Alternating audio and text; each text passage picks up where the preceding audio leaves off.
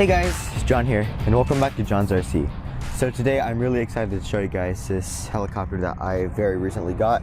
This is the Blade 150S Smart. Now keep in mind this is the Smart Edition.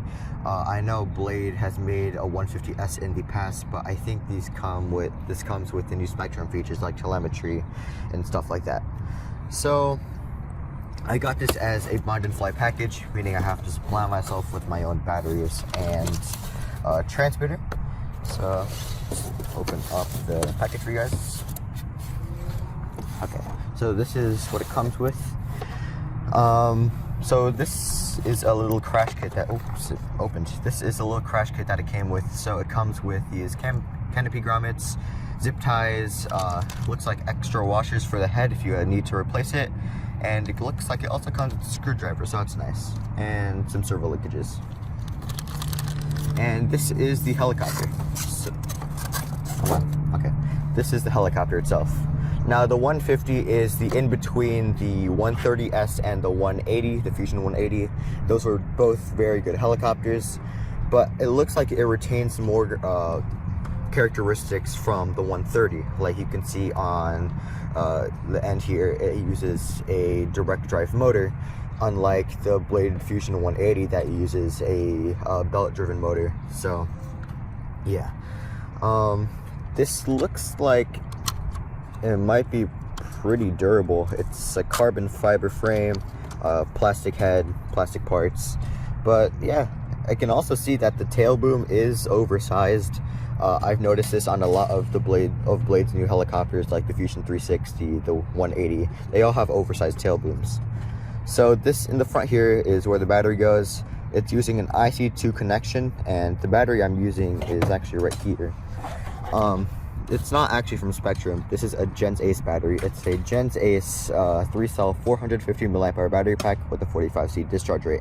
Now we got these because the Spektrum smart batteries were actually out of stock. Those were the ones that were recommended, but it's the same size battery.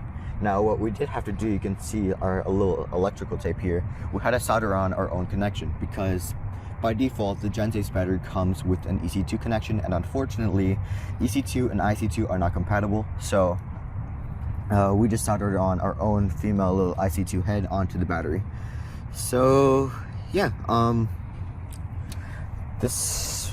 we will put the specs, like the electronic specs on the screen right now. But yeah, I'm running this on my Spektrum NX10. I already have it bound. I opened the package beforehand so I can bind up everything, and then I just put it back in the box. So yeah, I think we're ready to go fly. Alright guys, I have the 150 plugged in and everything is ready to go. So like I said, I'm using the Gens Ace 3S 450 mAh battery pack, and I'm running it on my Spektrum NX10. So this is the Maiden flight. I haven't changed anything. We just bound this by the book. So spools up fast.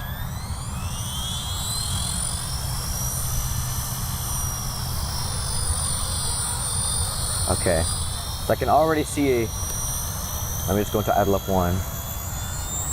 I can already see that normal mode by the book is definitely way too low. So I think right now this is on like 75% throttle.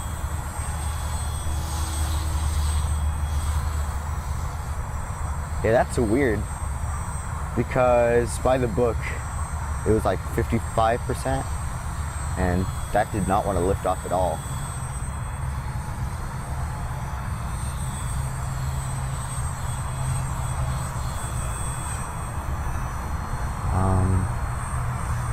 It's very stable. There is a little bit of a breeze, can't speak, but it feels really good. Very tame.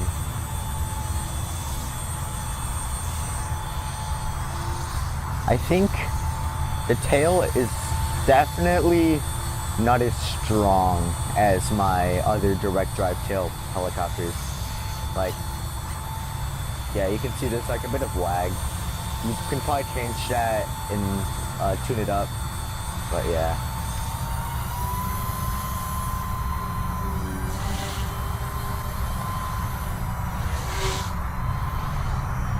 Feels good. It's got a very tight turning radius.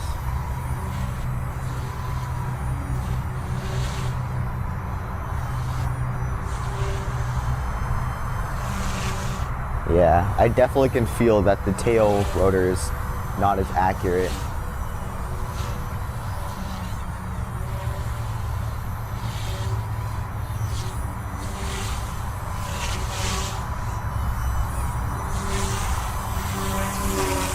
She is cute. 150 is a great size for like just standard park flying. I lost orientation there.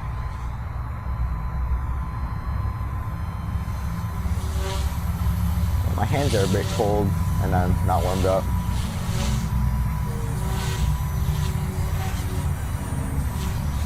Tail is holding up pretty good.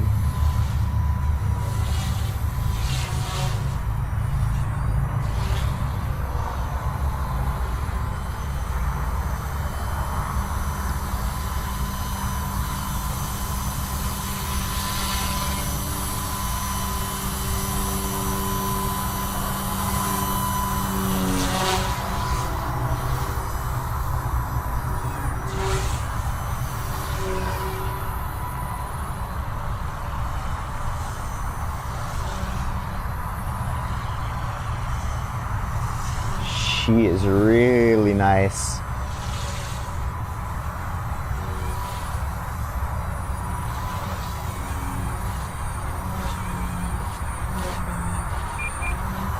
Let's see how the tail holds up with high collective drums.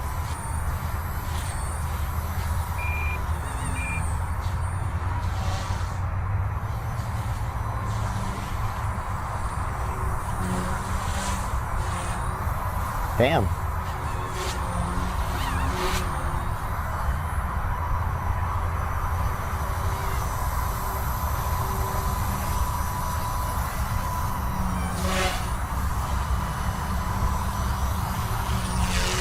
Alright, I'm going for a landing.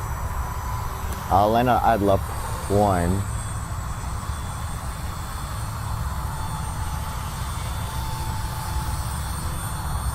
Whoa.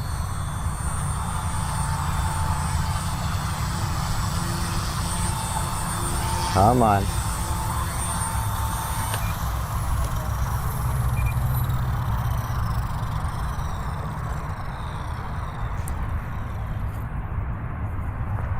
Okay, so that was my maiden flight on the Blade 150S. So a couple of things I've noticed. By the book, normal mode is definitely way too low. That's at around 55% throttle, and it just did not want to lift off. I had pitch control, but it just got slightly off the ground. I just could not fly. It's unflyable on normal mode.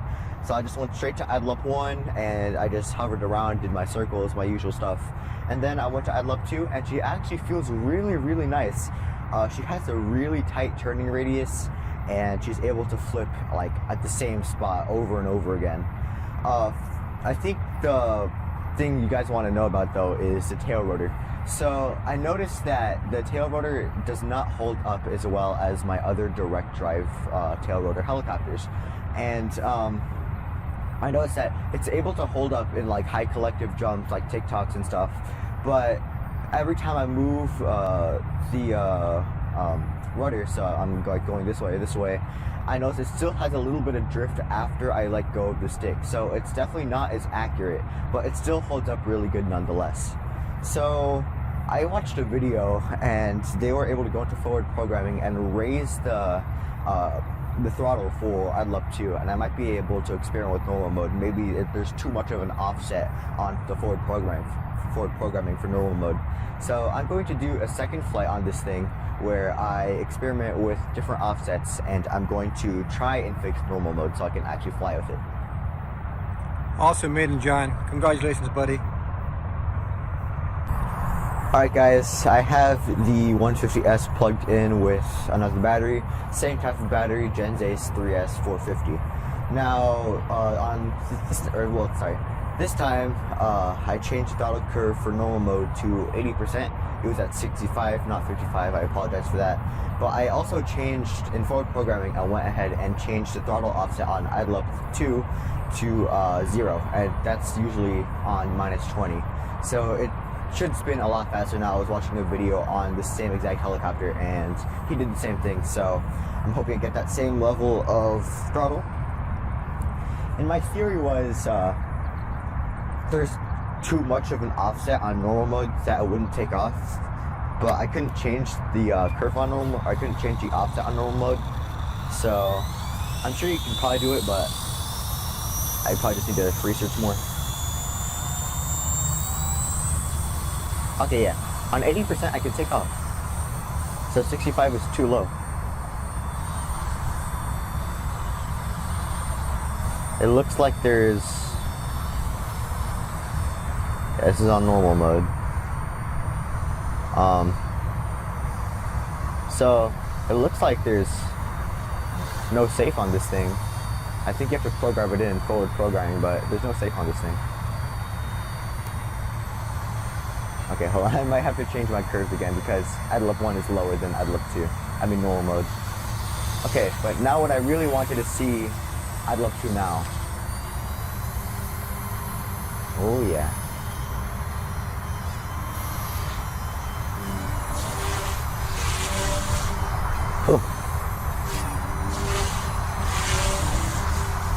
She is nice.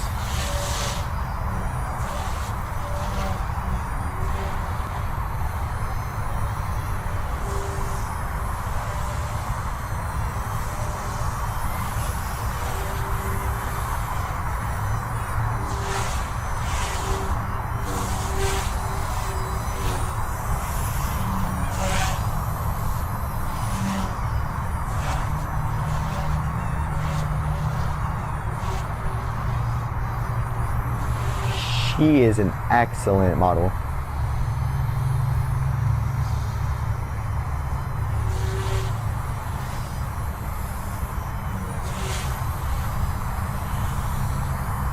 This is definitely more beginner oriented. This is one of my more beginner oriented models.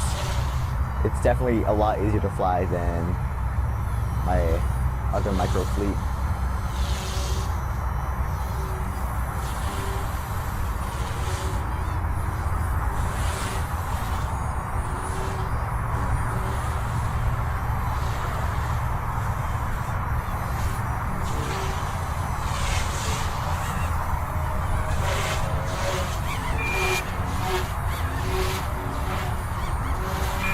Yeah, the tail is not having that.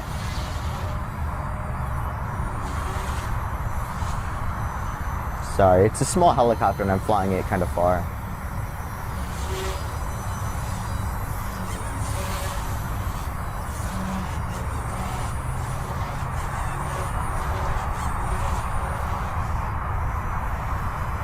I might have to lower the offset on idle up 2 to accommodate for the tail rotor because it's not having this. It's like bouncing around and stuff.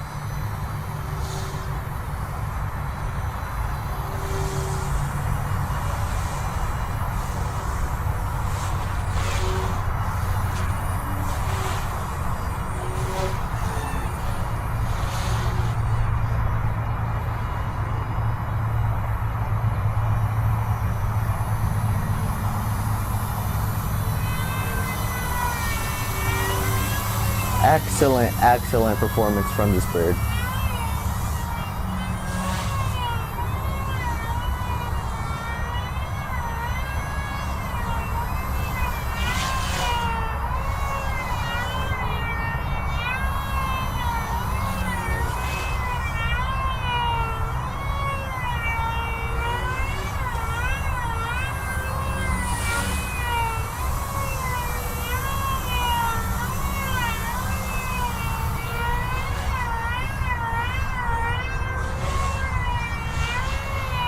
I put on idle up 1.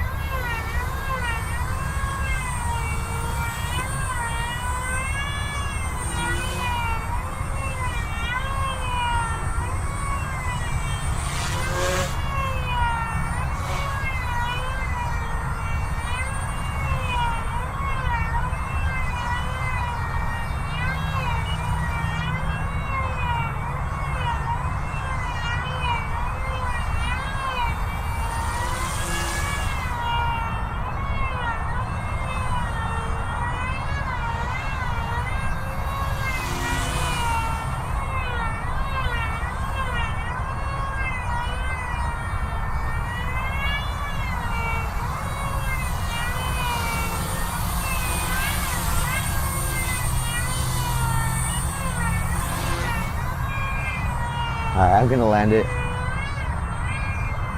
So now that normal mode works, I can actually land out normal mode. I don't think it makes a difference though because it's my higher head speed.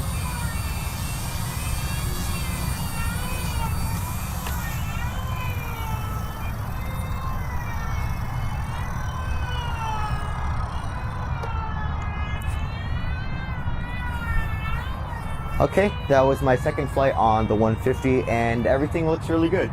So, like I said, I changed the offset on in my forward programming to have idle choose offset at 0 so it spins a lot faster. And I will mess around with my throttle curves a bit more for normal mode, and I will program in safe because I like having safe on normal mode. So, yeah, other than that, this thing is a great model. I can definitely see how beginners can fly this after transitioning from, say, like an MCPX or if you still have it, a Blade 130, because this is an excellent entry 3D helicopter. So yeah, I think what I've gathered from this is the tail rotor definitely doesn't hold up as well as my other direct drives, but still holds up very good nonetheless. And there are some PIDs I can change from forward programming for the tail rotor, so I will mess with those too, see if I can get it centered nice and straight. But yeah, I would say this is an excellent beginner helicopter after you get some experience on a smaller one. So thanks for tuning to John Darcy, and if you're new to this channel, feel free to like, comment, and subscribe. Bye guys, I'll see you in the next video. Awesome flight, John. Congrats.